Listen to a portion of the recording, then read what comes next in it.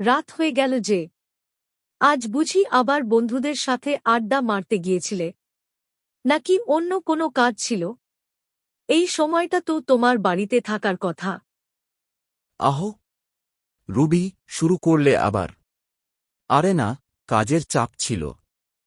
বস আটকে রেখেছিলেন একটা জরুরি মিটিংয়ে। তুমি সব সময় এমন ঝগড়া শুরু করো কেন বলো তো? একটু শান্তি মতো বাড়িতে ফিরতে পারি না?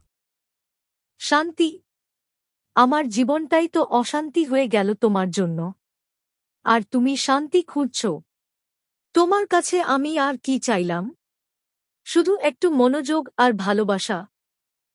মনোযোগের কি হল? আমি কি তোমাকে ফেলে রেখেছি নাকি? ফেলে রাখনি তো কি করেছ? পাশের বাড়ির দত্তদের দেখো। রঞ্জিত বাবু তাঁর স্ত্রীকে কত খুশি রাখে। আজ বিকেলে দেখলাম রিতাকে নতুন শাড়ি উপহার দিচ্ছে। আর কত গল্প করছে দুজনে।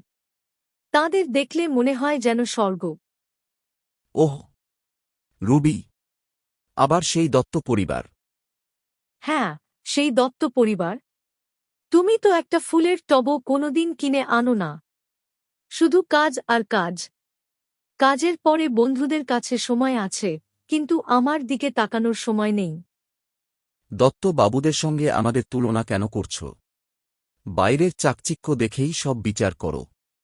ওনারা যা করছে তা কি সত্যি?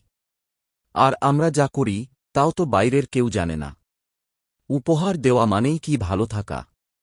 আমরা ভালো আছি, শুধু তুমি অন্যের সুখ দেখে নিজের জীবনটাকে কষ্ট দিচ্ছ। হ্যাঁ, যাও। আমি খারাপ।